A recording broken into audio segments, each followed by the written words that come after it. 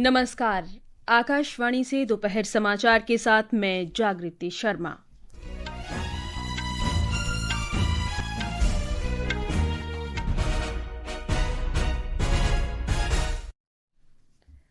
प्रधानमंत्री नरेंद्र मोदी ने उत्तर प्रदेश के बनारस रेलवे स्टेशन से 4 नई वंदे भारत एक्सप्रेस रेलगाड़ियों को रवाना किया।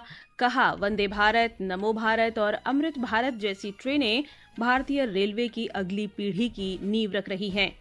बिहार विधानसभा चुनाव के दूसरे और अंतिम चरण के लिए प्रचार जोरों पर। विभिन्न पार्टियों के वरिष्ठ नेता मतदाताओं को लुभाने के लिए कई रैलियां कर रहे हैं। संसद का शीतकालीन सत्र 1 दिसंबर से शुरू होगा।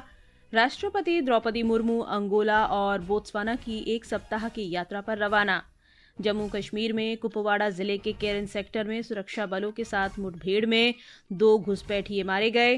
दिल्ली के इंदिरा गांधी अंतर्राष्ट्रीय हवाई अड्डे पर कल की तकनीकी खराबी के बाद विमानों का परिचालन बहाल। और ब्रिटेन में भारत ऑस्ट्रेलिया के बीच अंतिम 2020 अंतर्राष्ट्रीय क्रिकेट मैच जारी। अब समाचार विस्तार से। प्रधानमंत्री नरेंद्र मोदी ने आज बनारस रेलवे स्टेशन से 4 नई वंदे भारत एक्सप्रेस रेलगाड़ियों को रवाना किया। प्रधानमंत्री ने कहा कि वंदे भारत, नमो भारत और अमृत भारत रेलगाड़ियां भारतीय रेलवे की अगली पीढ़ी की नींव रख रही हैं। हर भारतीय को वंदे भारत ट्रेन पर गर्व है।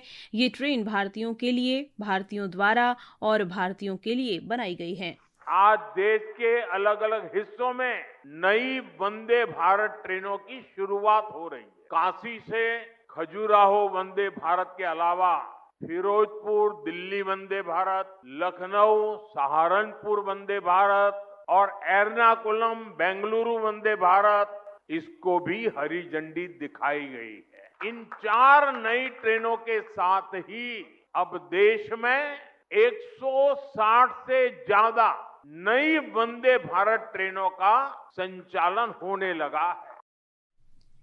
प्रधानमंत्री मोदी ने कहा कि दुनिया भर के विकसित देशों में बुनियादी ढांचे के विकास ने उनके आर्थिक विकास में महत्वपूर्ण भूमिका निभाई है। प्रधानमंत्री ने कहा कि आज उत्तर प्रदेश के विकास ने पर्यटन के अधिक अवसर खोले हैं। उन्होंने कहा कि आज काशी में बुनियादी ढांचे का विकास तेजी से हो रहा है। बीते 11 वर्षों में यूपी में हुए विकास कार्यों ने तीर्थाटन को एक नए स्तर पर पहुंचा दिया है। पिछले साल बाबा विश्वनाथ के दर्शन के लिए 11 करोड़ श्रद्धालु काशी आए थे। अयोध्या में 6 करोड़ से ज्यादा लोग रामलला के दर्शन कर चुके हैं। अब बनारस के सैकड़ों नौजवान अब ट्रांसपोर्ट से लेकर बनारसी साड़ियों तक हर एक चीज में नए नए व्यापारों को शुरू कर रहे हैं। प्रधानमंत्री ने कहा कि वाराणसी में रोपवे का काम तेजी से चल रहा है। श्री मोदी ने कहा कि महामना कैंसर अस्पताल और शंकर नेत्रालय अस्पताल मरीजों के लिए वरदान साबित हो रहे हैं। हमारी सरकार का प्रयास काशी में स्वास्थ्य सेवाओं में लगातार सुधार का भी। महामना कैंसर अस्पताल, शंकर नेत्रालय, बीएचयू में बना अत्याधुनिक ट्रॉमा सेंटर, ये सारे अस्पताल आज काशी, पूर्वांचल समेत आसपास के राज्यों के लिए भी वरदान बने हैं। इन अस्पतालों में आयुष्मान भारत और जन औषधि केंद्र की वजह से आज गरीबों को लाखों लोगों के करोड़ों रुपयों की बचत हो पा रही है। प्रधानमंत्री मोदी आज शाम नई दिल्ली में सर्वोच्च न्यायालय में कानूनी सहायता वितरण तंत्र को सुदृढ़ बनाने पर राष्ट्रीय सम्मेलन का उद्घाटन करेंगे। वे राष्ट्रीय विधिक सेवा प्राधिकरण द्वारा तैयार सामुदायिक मध्यस्थता प्रशिक्षण मॉड्यूल का शुभारंभ करेंगे। इस अवसर पर श्री मोदी उपस्थित जनसमूह को संबोधित भी करेंगे। बिहार विधानसभा चुनाव के दूसरे और अंतिम चरण का प्रचार जोरों पर है। राजनीतिक दलों के वरिष्ठ नेता मतदाताओं को लुभाने के लिए भरसक प्रयास कर रहे हैं। भारतीय जनता पार्टी के वरिष्ठ नेता और प्रधानमंत्री नरेंद्र मोदी ने सीतामढ़ी में एक जनसभा को संबोधित किया। प्रधानमंत्री ने कहा कि मुख्यमंत्री नीतीश कुमार के नेतृत्व में एनडीए सरकार ने बिहार के लोगों का भरोसा फिर से जीता है। अब निवेशक बिहार आने के लिए उत्सुक है। यहाँ अच्छी सड़कें बन रही हैं, रेल और हवाई कनेक्टिविटी बेहतर हो गई है, बिजली के नए नए कारखाने बन रहे हैं। आने वाले समय में बिहार में ऐसी मिलें और फैक्ट्रियां बनाने का काम और मजबूती के साथ आगे बढ़ेगा। जनता दल यूनाइटेड के अध्यक्ष और मुख्यमंत्री नीतीश कुमार ने औरंगाबाद के रफीगंज और गया के इमामगंज में जनसभाओं को संबोधित किया। विकासशील इंसान पार्टी प्रमुख और महागठबंधन के उप मुख्यमंत्री पद के उम्मीदवार मुकेश सहनी ने कहा कि बिहार के युवा बदलाव चाहते हैं। खास करके युवा वर्ग में बदलाव की लहर है और सभी जाति, सभी धर्म, सभी वर्ग के लोग मजबूती से महागठबंधन को समर्थन दिया है और मुझे लगता है कि 80+ सीट हम लोग फर्स्ट फेज में जीतने के लिए जा रहे हैं। नीतीश कुमार जब स्वस्थ हो गए, ये गांव-गांव, घर-घर सबको पता चल गया है और इसलिए इस बार तेजस्वी प्रसाद यादव जी के ऊपर लोग भरोसा कर रहे हैं। जनसुराज के संस्थापक प्रशांत किशोर ने एनडीए सरकार की आलोचना करते हुए कहा कि बिहार में कारखानों और रोजगार की कमी है।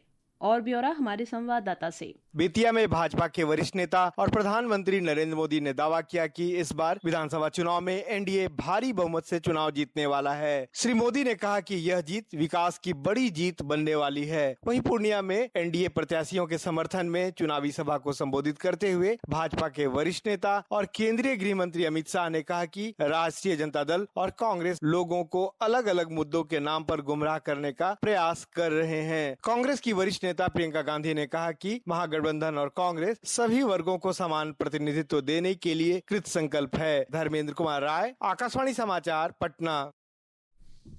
संसदीय कार्य मंत्री किरेन रिजिजू ने बताया है कि राष्ट्रपति द्रौपदी मुर्मू ने 1 दिसंबर से 19 दिसंबर तक संसद का शीतकालीन सत्र बुलाने के सरकार के प्रस्ताव को मंजूरी दे दी है।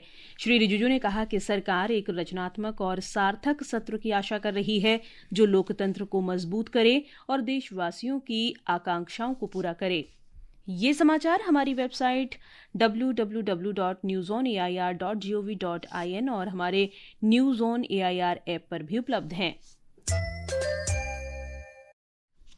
दोपहर समाचार में आपका फिर स्वागत है। राष्ट्रपति द्रौपदी मुर्मू अंगोला और बोत्सवाना की यात्रा पर रवाना हो गई हैं। वे आज रात अंगोला पहुंचेंगी। किसी भारतीय राष्ट्राध्यक्ष की इन दोनों अफ्रीकी देशों की ये पहली राजकीय यात्रा है। हमारी संवाददाता ने बताया है कि ये यात्रा अफ्रीका के साथ अपने संबंधों को बढ़ाने और वैश्विक दक्षिणी देशों के साथ साझेदारी को मजबूत करने पर केंद्रित है।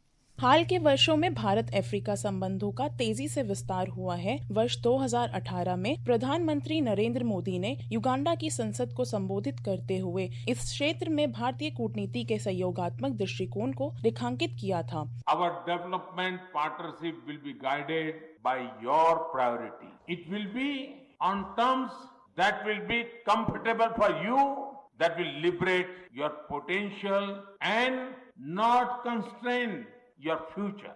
हाल के वर्षों में 17 नए अभियानों के शुरू होने और लगभग $100 अरब के व्यापार के साथ यह साझेदारी निरंतर तेज हो रही है। इस क्षेत्र में 30 लाख से अधिक प्रवासी भारतीय हैं। G20 में अफ्रीकी संघ को शामिल करना इस महाद्वीप के साथ जुड़ाव के प्रति भारत की प्राथमिकताओं को दर्शाता है। राष्ट्रपति द्रौपदी मुर्मू की अंगोला और बोत्सवाना यात्रा इसी स्थायी जुड़ाव की एक कड़ी है। मनीष शिवा झोले की रिपोर्ट के साथ समाचार कक्ष से मैं पल्लवी।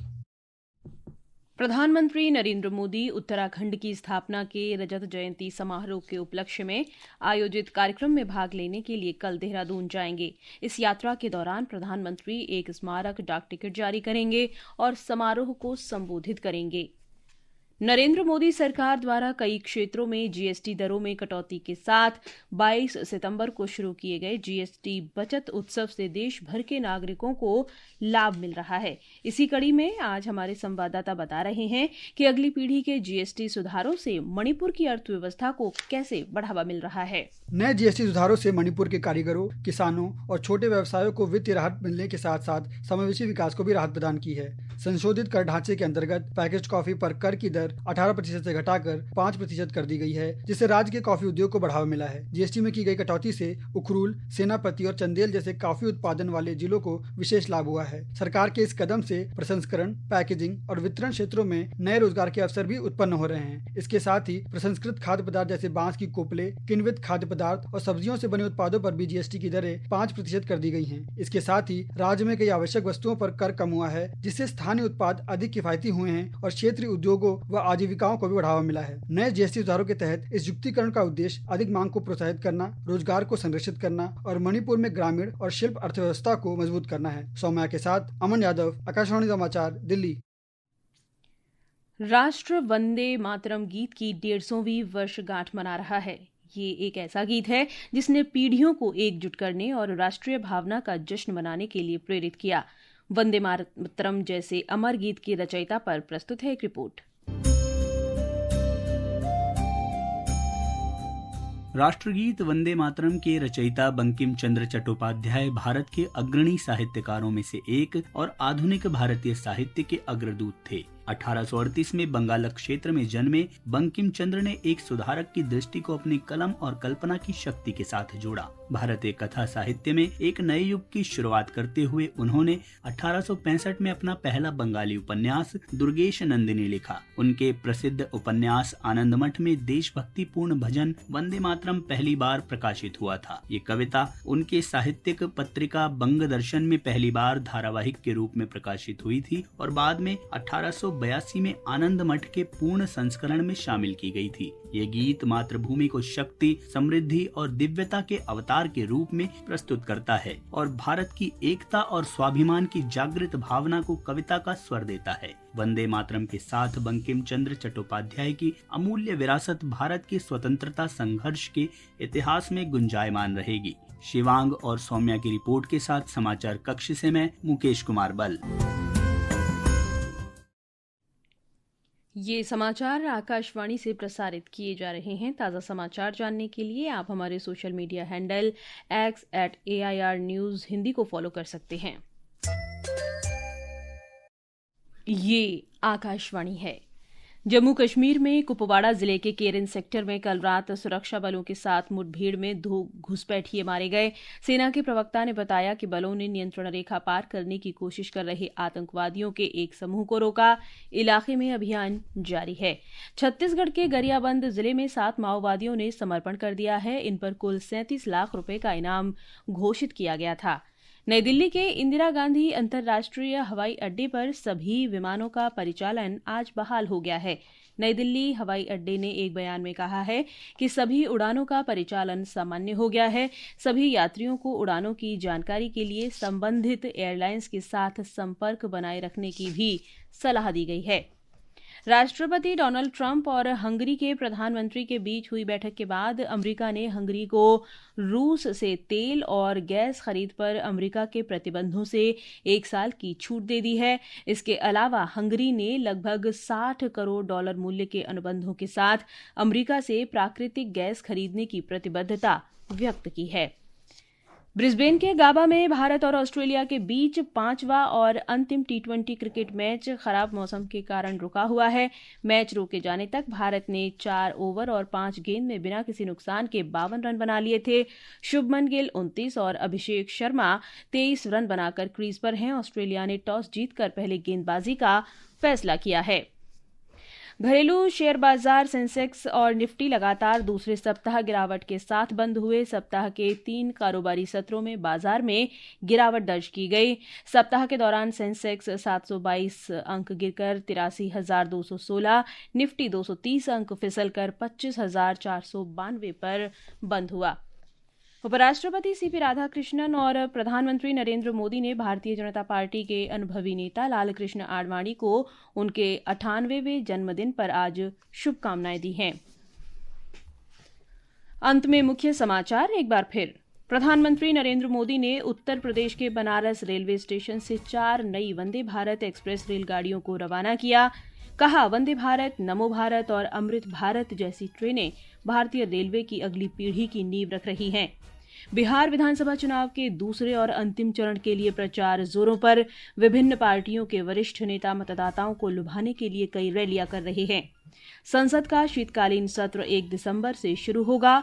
राष्ट्रपति द्रौपदी मुर्मू अंगोला और बोत्सवाना की एक सप्ताह की यात्रा पर रवाना। और ब्रिस्बेन में भारत और ऑस्ट्रेलिया के बीच अंतिम T20 अंतर्राष्ट्रीय क्रिकेट मैच अभी रुका हुआ है। इसके साथ ही दोपहर समाचार का ये अंक समाप्त हुआ। नमस्कार।